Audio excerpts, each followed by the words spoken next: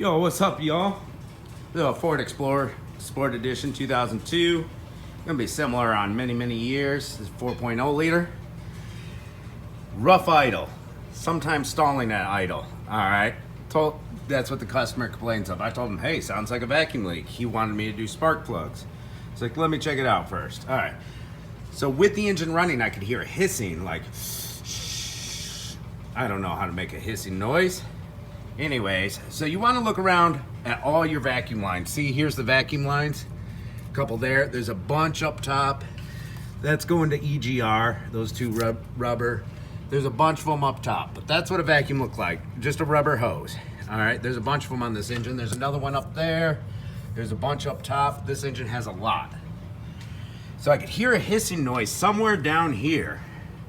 And I was thinking it was this one. But after we got the splash guard off, right there, you can see this vacuum hose is split right down the middle.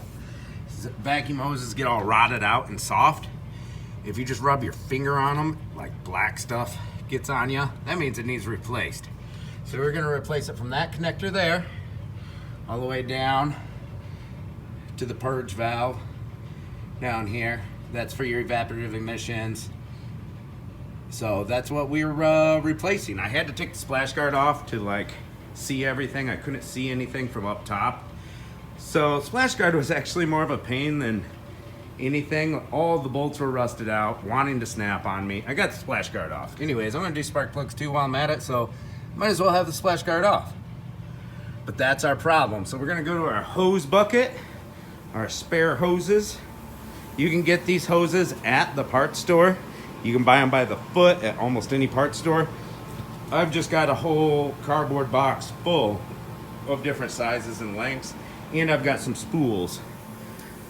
So I'm gonna take that section out, measure how long it is of that vacuum hose, and put a new hose in, and that's gonna fix our stalling at idle and rough idle problem. Simple as that, guys. So before you go to do a tune-up and everything, always check for vacuum leaks. And what you're gonna do to find the vacuum leaks that are hard to find, where's a can of that stuff? Over here. Carbon choke cleaner. You can spray it around on the ends of every vacuum. Just give it a good spray while it's running. And if your idle changes while you spray on a particular fitting, that means that fitting has a leak somewhere.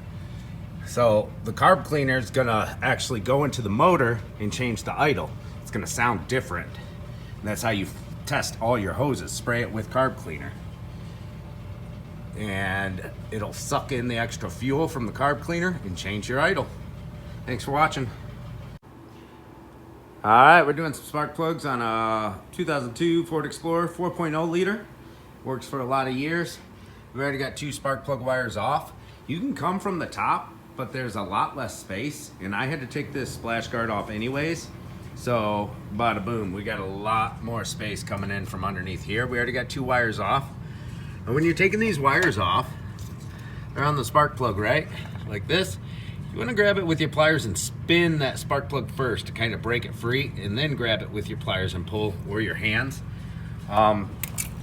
See, I got some long needle nose pliers, kind of like spin them and then pop them off, because these do like to seize on there.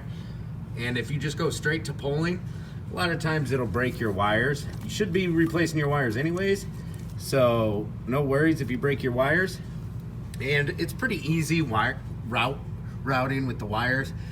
These ones are labeled 1, 2, 3, 4, 5, 6, and they go right up to a coil pack there. Pretty simple, no explanation really needed. Just make sure you put the spark plug wires on the proper coil to the proper spark plug, to the proper cylinder. We can come over to this side. Kind of the same story, but you got a lot more room on this side.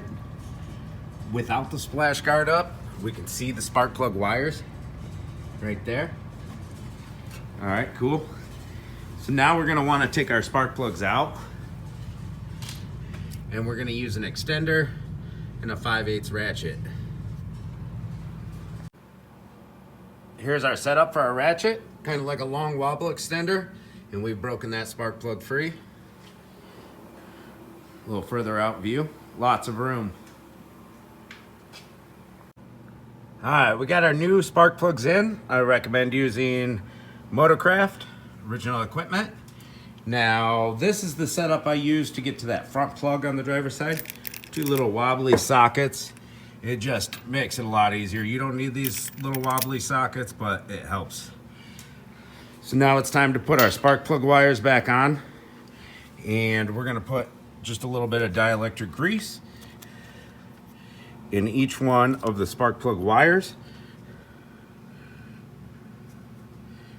Just like that. It'll make them easier to remove in the future, help with corrosion. So we're gonna put all our wires back on the order they came off, and you're gonna press it on until you hear that snap or click. Sometimes you don't hear it, sometimes you don't, but you almost always feel it. I think I had that one on. It's not really snapping. Can't really feel it, probably because the wire's worn out, and this should probably get some new wires. Oh yeah, it's on there. All right, we're gonna do the same thing to the other side. If I want more room, I'll come from the top, or I'll remove the splash guard. That's basically it. Make sure you do not cross thread those spark plugs going in. Make sure they're going in smooth, and torque them to spec. Thanks for watching.